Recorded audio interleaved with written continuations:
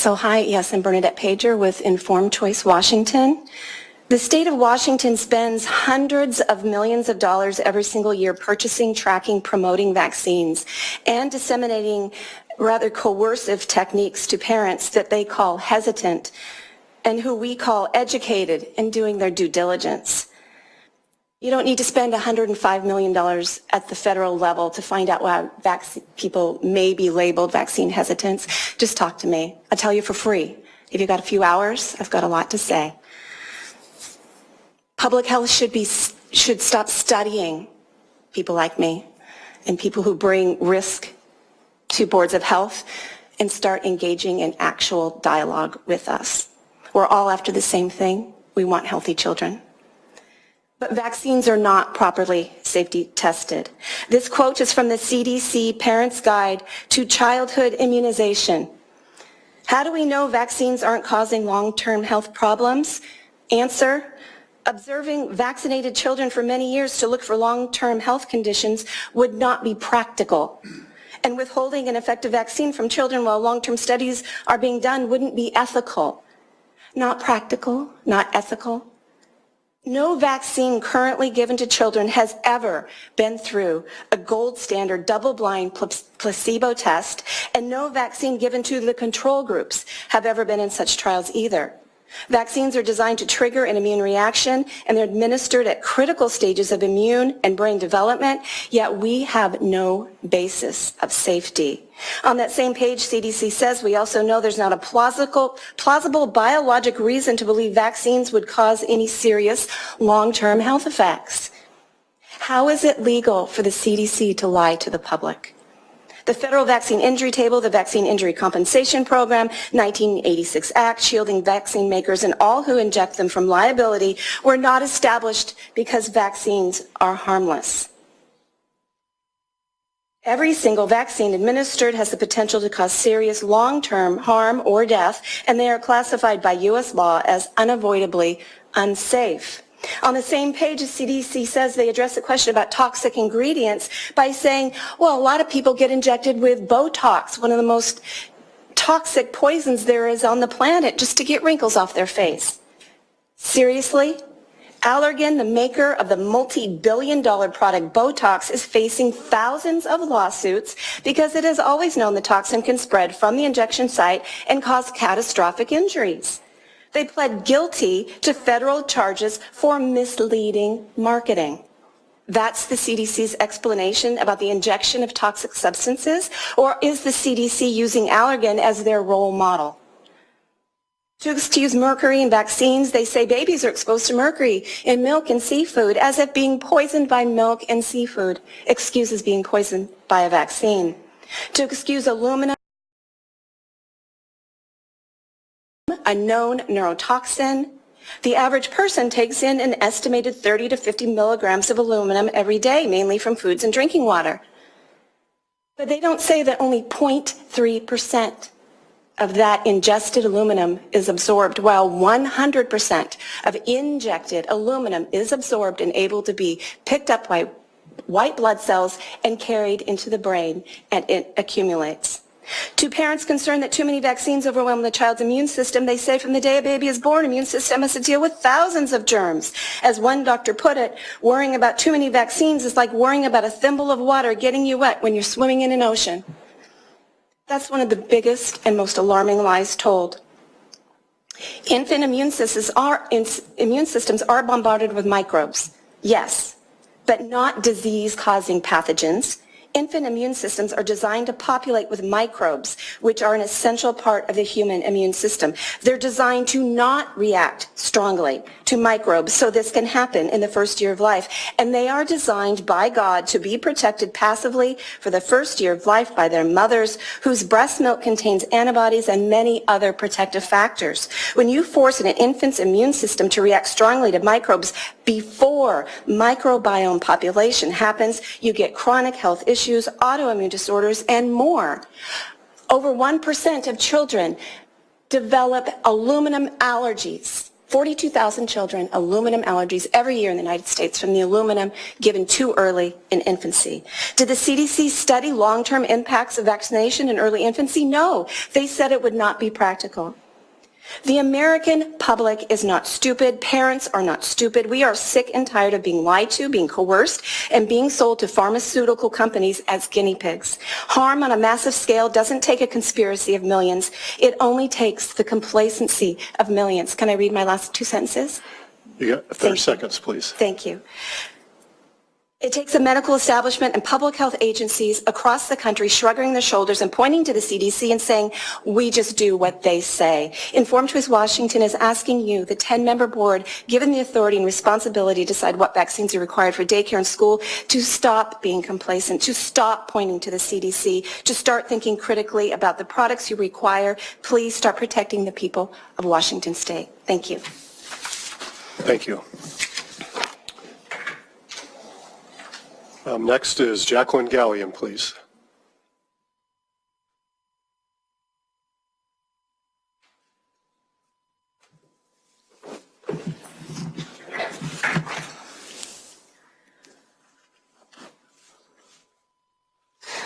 Hello, my name is Jaclyn Gallion. The CDC is not the only one lying about vaccines and their targeted infections. The several thousand members of Informed Choice Washington wanted on public record that this past legislative session, our human right to exempt our children from Merck's flawed and fraudulent measles, mumps, and rubella vaccine for personal and philosophical reasons was stripped from us, because the State Department of Health and the Clark County Health Department withheld full facts about Merck's products, vaccination rates, and about the measles cases in Clark County. State and county health officials, including Secretary Weisman, fanned fear instead of fact, testifying they supported the removal of the personal exemption to the MMR. In their testimony, they repeatedly stated that the general community was at risk of infection, when all along they knew the cases were isolated in large family groups that belong to a small cultural community whose members prefer natural immunity to Merck's controversial product and who stayed respectfully isolated. They continued to fan fear to the general community even after February 1st, 28 cases of measles were caught in quarantine, verifying the isolated nature of the inbreak. Did you ever hear that in the news? No. The media and the legislators were not told. Before House and Senate committees here in Washington and before a Senate committee in D.C. and in the offices here in Olympia, fear was fanned, money solicited for programs, and the actual capabilities and limitations and risk of Merck's MMR and the unintended consequences of mass vaccination policies ignored. That's not science. That's not scientific integrity in vaccine policy making. Not once did anyone from public health tell legislators or the public that Merck has been dragging its heels in federal court for 10 years over the MMR, that a CDC whistleblower brought forward 10,000 documents revealing fraud in an MMR safety study, that the product is pushing mumps and measles out of childhood when it's safest to experience and into adulthood. The measles vaccine does not protect for a lifetime the way wild exposure does. Between primary and secondary failure, we are approaching an era of more fully vaccinated people being susceptible to measles than were susceptible prior to the introduction of measles vaccine in the 1960s. This was predicted in 1984. We are looking at public health problems with measles in our future, but it's not because of those who chose natural infection, lifetime immunity, and respectfully stay home while infectious. CDC whistleblowers, Johns Hopkins doctors, even the former head of the CDC admit that the vaccine can cause brain injuries that lead to lifelong chronic issues in some children. Numerous independent researchers have revealed biological mechanisms of injury. We expect the pharmaceutical industry to lie and to put profit before human rights. Their criminal history is undeniable, but we should not have to expect lies of facts and lies of omission from public health agencies or public health employees. who should be providing full factual information on communicable infections, vaccine products, and alternatives to their use to protect individuals and public health. What happened in Clark County with measles is not unique, but standard operating procedure. We saw it in Spokane during the Marshallese mumps outbreak. We saw it in California, New York, and Maine, with lies told and rights stripped away. The 10 of you on the Board of Health are given the authority and responsibility to choose which vaccines to require for school and to write rules to put in law into action. We, the members of Informed Choice Washington, are asking you to show ethical and transparent leadership and to do what you can within your authority to ensure this sort of behavior does not continue. The Department of Health and its employees are not parents to our children, and you are not parents to us adults. As a reminder, I am still waiting for the promised meeting regarding school exclusions, children's education, the life lost, and lives placed in danger due to this evidence-free practice. Thank you for your time. Thank you. Next up is Karl Kanthak.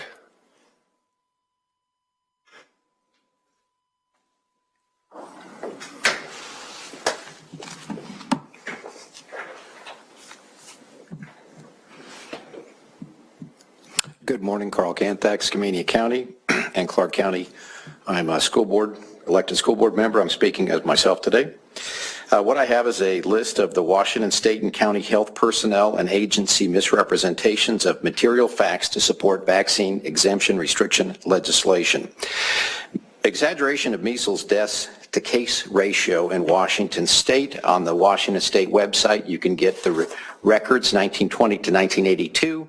In 1959 and 1960, before a vaccine was available, we had an average of 15,000 cases annually with a single mortality. Exaggeration of the impact of using school attendance rules. By 1968, the mortality rate dropped to 0, and that was 12 years before school rules started. I moved from out of state, attended school, graduated, never produced a vaccination record. Exemption use for all vaccines was down year over year. I don't know how that got mixed up. DOH claims that injury from vaccination is less than 1 in a million, except on the MMR vaccine information statement and also from the vaccine safety data link. It clearly discloses that measles-containing vaccines hospitalized between 1 in 3,500 to 1 in 1,250 children based on the dose timing and product selection. 160,000 Washington children receive either a first or second dose of MMR every year, which is a minimum of 80 hospitalizations that are associated with the vaccine. Clark County is not an anti-vaccine hotspot. The MMR exemption rate is only 5.3% from all types combined, which means that 94.7% of students are either complete or in the process of becoming complete. Statewide, Washington State is not a hotspot. The MMR exemption rate is only 2.9%. State and county DOH personnel falsely reported to Clark County officials, Washington State and Washington federal legislators that the school MMR vaccination rate in Clark County is only 78%. In order to attend school, you must have a certificate of immunization status, which the parents list when the vaccines were received. In Clark County, 93% of parents sign on this box legally certifying by signature that their children have received MMR vaccines. The only way that lower number could be accurate is if 15%, which is over 10,000 Clark County families, are logging injections their children never received. That is simply absurd. Clark County Public Health is claiming that the CIS is inaccurate without any proof or evidence whatsoever. There's never been any suspicion or evidence in the past that this is an inaccurate document. If there was widespread error or fraud, you would see variation year to year. Otherwise, who is teaching people to make all the same mistake and or do the same fraud every year? This outbreak was an inbreak where a child visiting over the holiday break from Ukraine came into a specific ethnic population who are intentionally and purposefully unvaccinated. These people have the desire and intent to contract natural measles for the complete and lifetime immunity it provides over the incomplete, temporary, and vaccine-dependent immunity of the injection. I know these people. This is not an academic issue to them because they have frequent international travel and they don't want to discover when they're overseas on a relief trip or doing mission work that their vaccine failed or has worn off. No one caught measles who didn't want it. There were no victims here. The group responsibly self-quarantined. Is it now illegal to catch measles if you want it?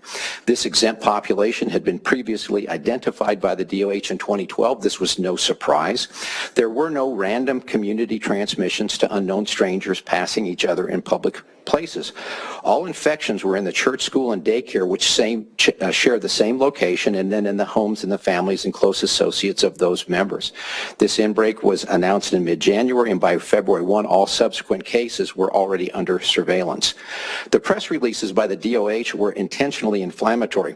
The contained nature and low risk of exposure to non-members of the ethnic groups was not disclosed. Measles resolves and people recover within 4 to 8 days of rash initiation, after which these people have lifetime immunity and will never again be infectious.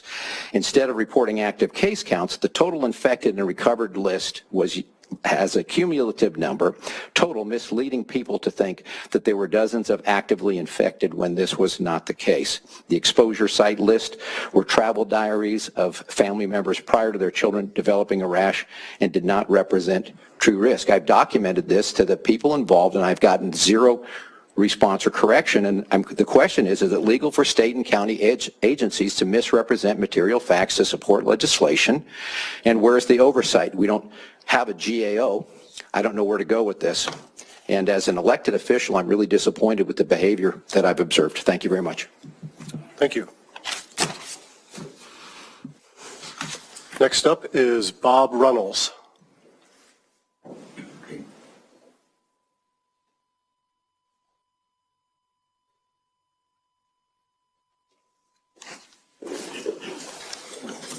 Thank you, Board.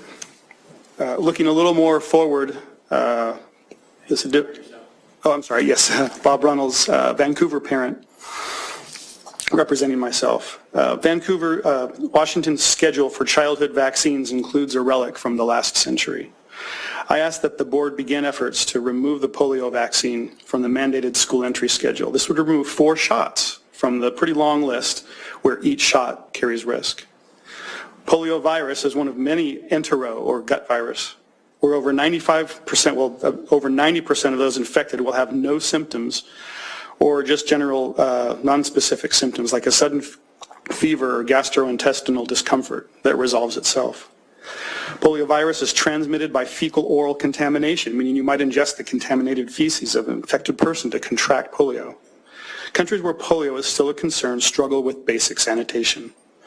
Historically, the U.S. polio transmission was through poor sanitation, substandard water sources, poor hygiene, farm ponds and streams, inadequate pool maintenance. But today, the average American defecates into water with enough chlorine to kill a goldfish.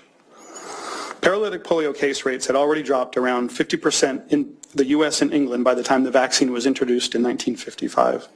Additionally, at the time the vaccine was introduced, the country was switching away from the lead and arsenic containing pesticides on crops, toxins to our diet. As well, the changing definition of paralytic polio caused by other conditions, which now showed that the polio vaccine was targeting not such a common viral infection after all.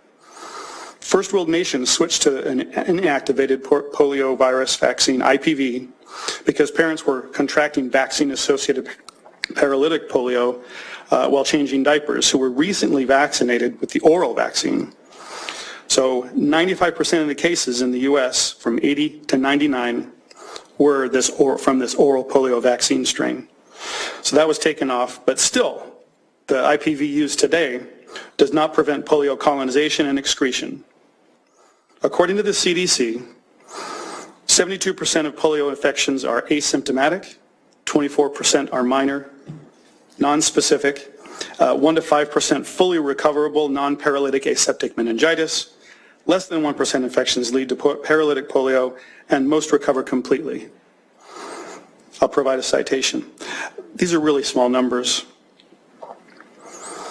The only 3 cases of paralytic polio in the U.S. since 2000 were importations of the vaccine strain and no mortality. In Washington, there have been 5 cases of polio with no mortalities, all vaccine associated since 1985. In countries where polio is still present, vaccine strain is the predominant cause. So basically, the vaccine is possibly the main cause of the last cases on the planet. Whether the reduction in polio cases is actually from the vaccine, from improved sanitation practices, or from reduced toxins in our food, wouldn't it be prudent to explore withdrawal from the 4 shots that, according to the maker, have been linked temporarily to long-term injuries and deaths? This board's imperative is to strive for a healthier state, and even at the risk of frightening parents that there might be a possibility you could go off of a vaccine on the schedule, there must be a way to safely withdraw from its use. We can't take these shots forever. Thank you.